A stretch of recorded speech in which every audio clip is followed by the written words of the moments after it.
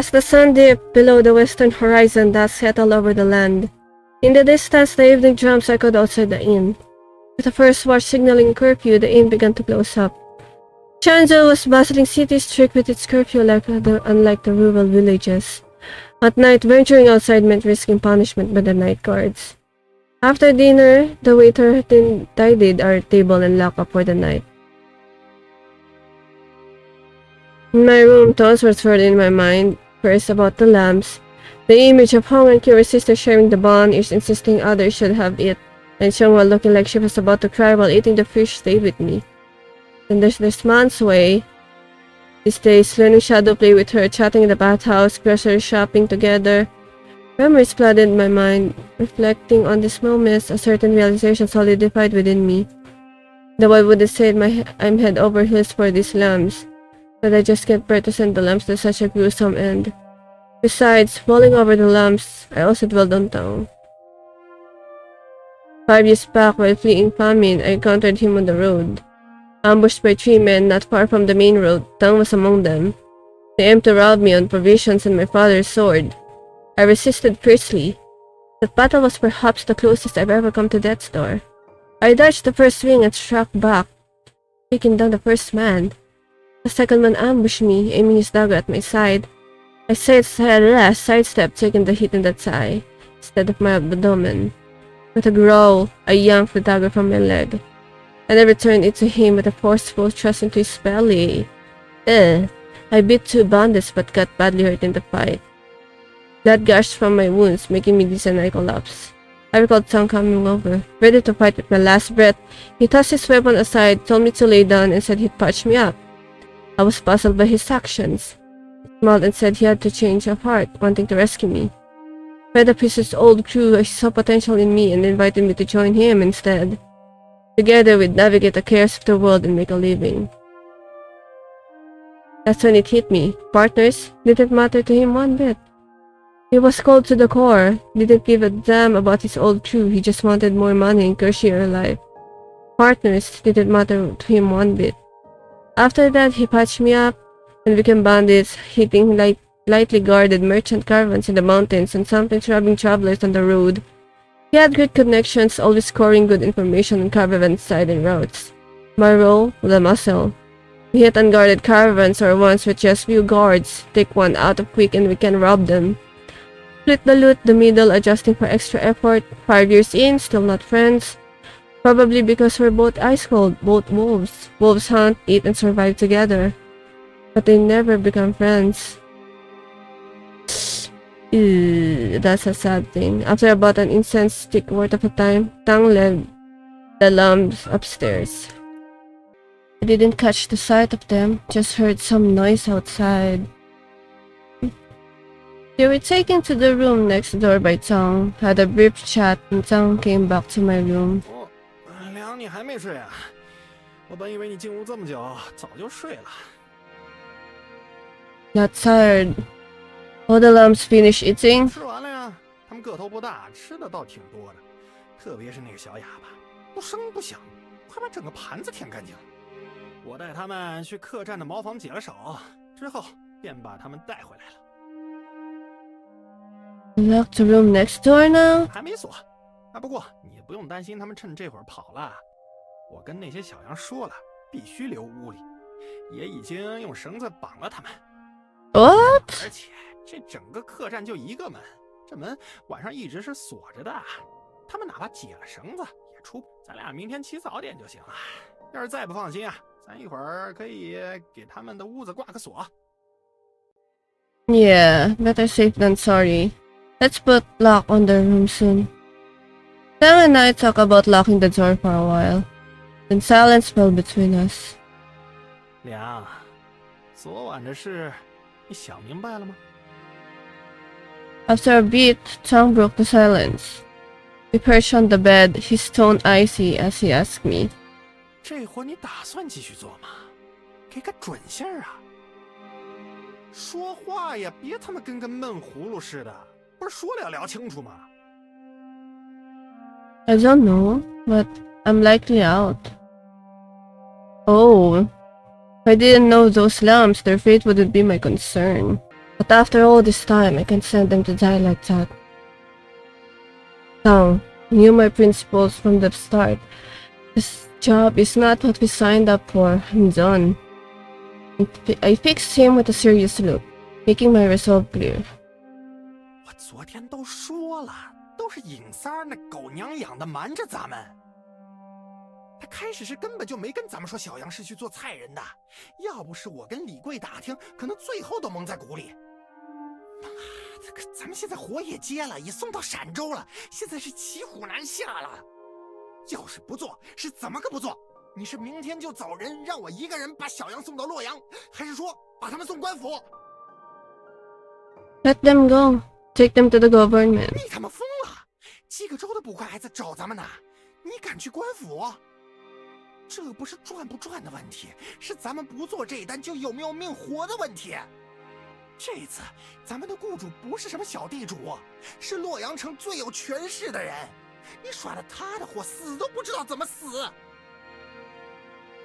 Liang yelled at me, slamming his fist down on a nearby bed. 他妈的，现在这光景，你把他们放了，他们也活不了。到处都是饿死的人啊！劫匪杀人越货，官兵杀粮冒功，无家可归的小杨本就活不下去。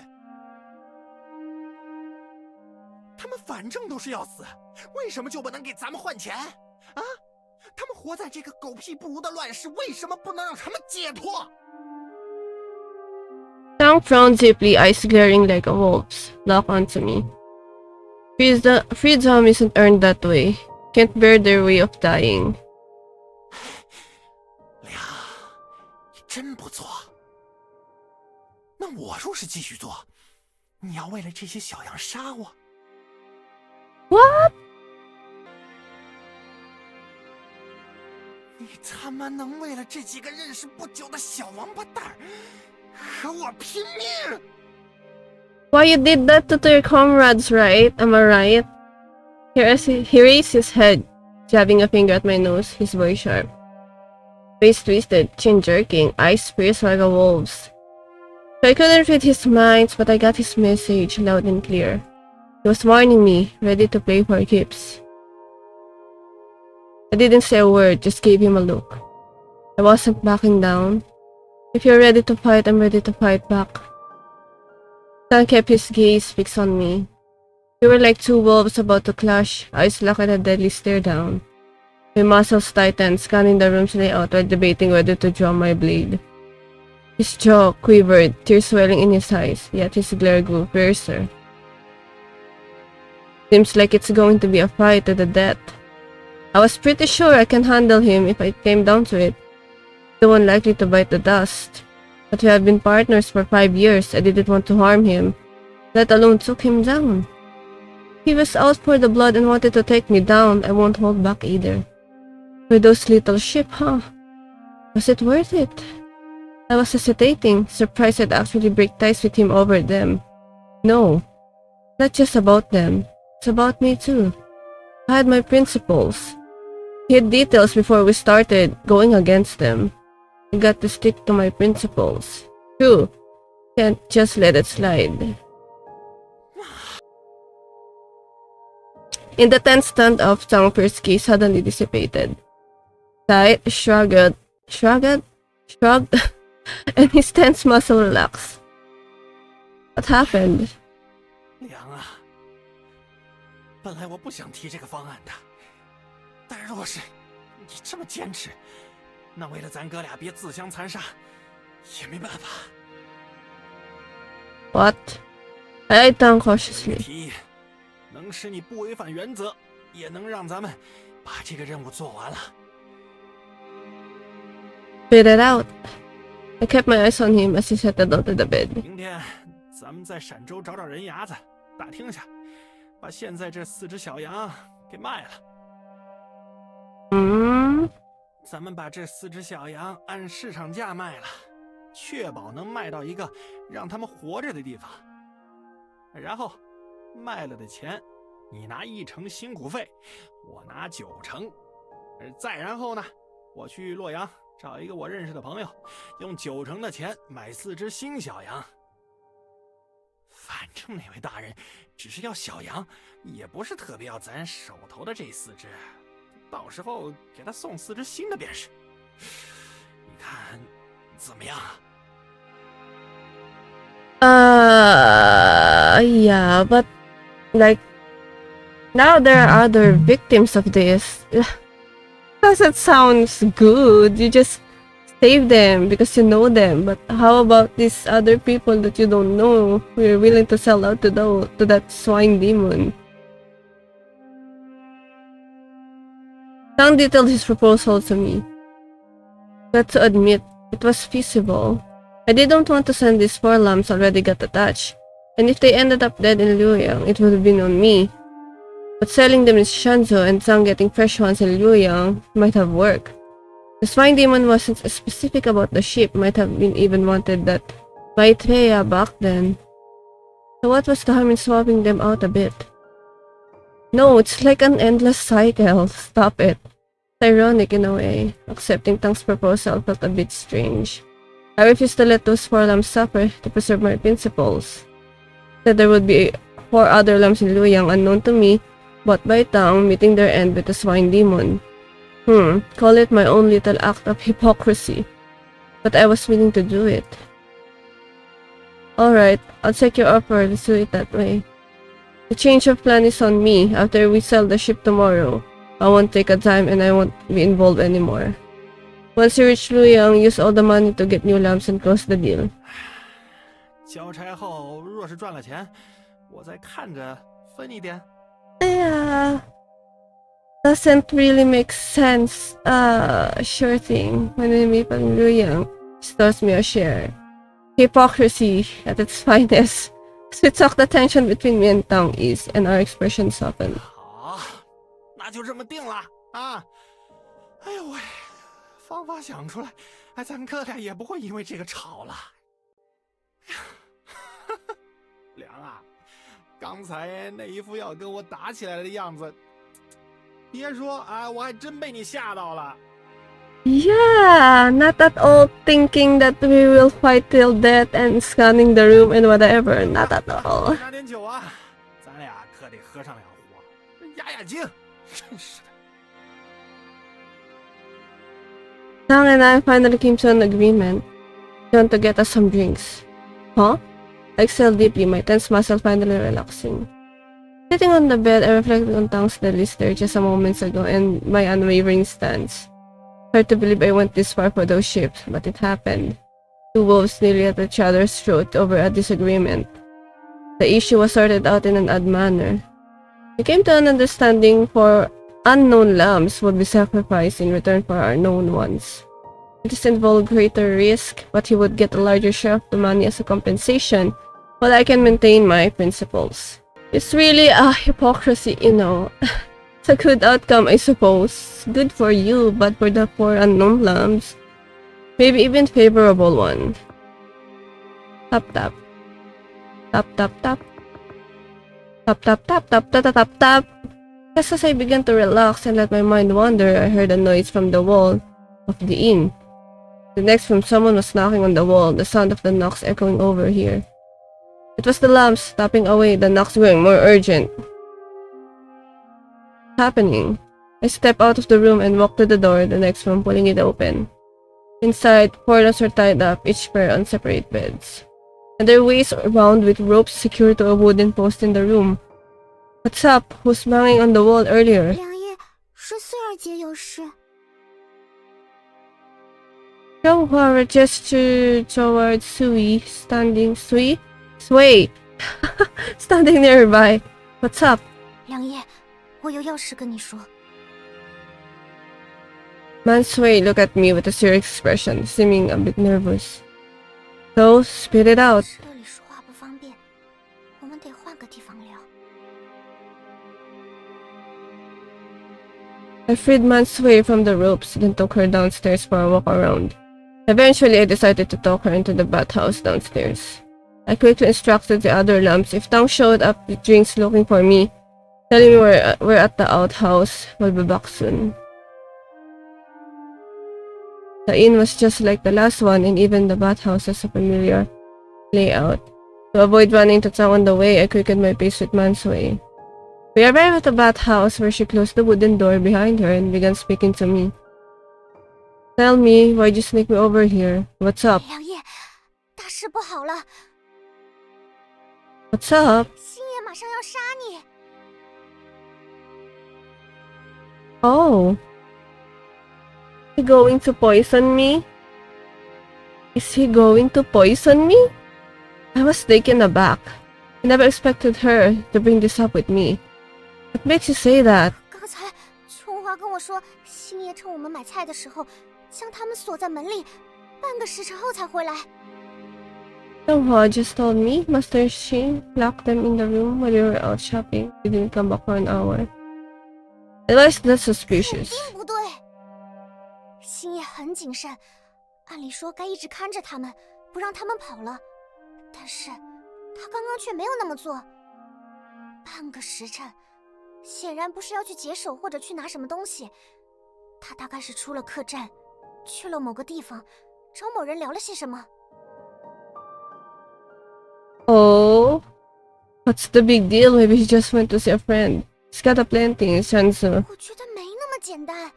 他若是见朋友，为何不像之前一样告诉梁叶？刚才我听星夜和梁叶似乎在隔壁吵着什么，我听不清，但隐约听到星夜最后开了门，喊着要去拿酒。梁叶，那个酒一定不能喝，一定是下了药。你不要轻易相信星夜，他肯定。 Oh. Before Mansui could finish her words, the bathhouse door was kicked open. 哟呵，在聊什么呢？ Oh, he's really out for my blood. The newcomer barged into the bathhouse, his eyes flashing with anger as he looked at Mansui. Tong. I stared at Tong in disbelief, never expecting him to barge in like that. Mansui was also taken aback by Tang's sudden intrusion. She widened her eyes, looking terrified but didn't speak. Well... 哦啊，这个小哑巴还真能说话，说的还是我的坏话。我早觉得这小哑巴可疑。一次做梦时，隐约在梦里听到他说话，好几次起夜，你说他也总是不见人影。娘，小王八蛋跟你密谋多久了啊？是他在骗你，还是你们本就是一伙的？ Tang's face twisted, body shaking, not sure if from anger or fury. 我不想骗梁叶，是星夜想骗梁叶。 But I trust you more than him. 星夜一直都在骗梁叶。刚刚梁叶吃完先上楼时，星夜就拿了包裹翻着什么，是蒙汗药。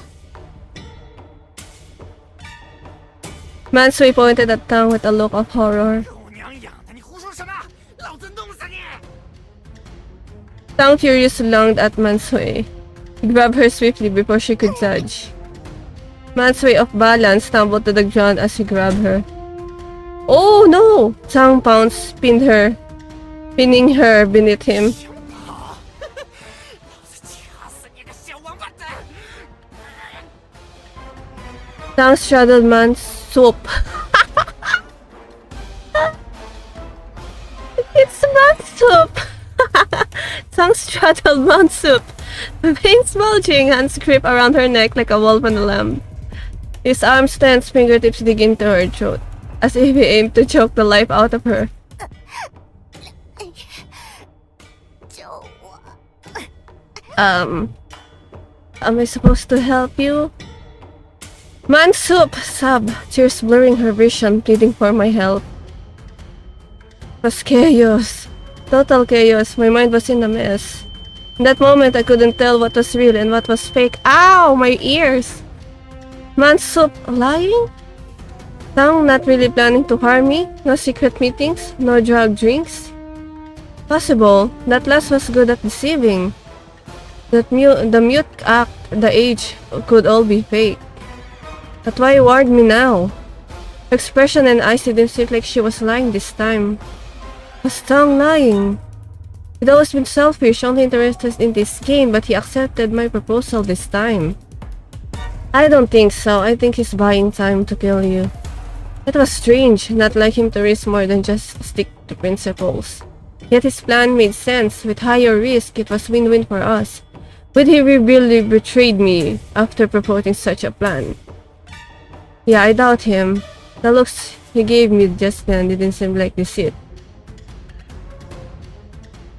Thousand thoughts rolled in my head, and then I recalled Man's soup words from earlier. You can make your own choice. Are you going to give me choice? Well, I can make my own choice now. Who's I'm gonna trust? How to choose? Oh no! How am I supposed to choose on that? Should I trust Mansup or should I trust Tong? Yeah, I mean, Tong, it's a wolf, right? And like, you know what they say, wolf in sheep's clothing or something like that. Maybe he's just trying to manipulate us into agreeing with him while buying time of how to kill me, because telling those is like getting new forms will be too much of a hassle. Yeah. And you know what? If like Mansup is trying to escape or like deceiving me just to escape, like, isn't that what we both want now? That you won't go to the sawing demon and everything and just escape? So I'll trust Mansup on this one.